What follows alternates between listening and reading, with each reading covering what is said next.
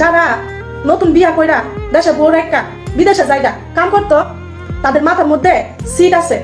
আচ্ছা বিয়ার পরে স্বামী স্ত্রী যদি একসাথে নাই থাকতে পারে তাহলে বুইরা হইয়া একসাথে তাকে লাভ আছে কোনো? হ আপু, বিয়ের পরে যেসব ছেলেগুলা নতুন বউকে ঘরে রেখে এই দূরপ্রবাসে আইসা পড়ে তাদের মাথায় সমস্যা আছে।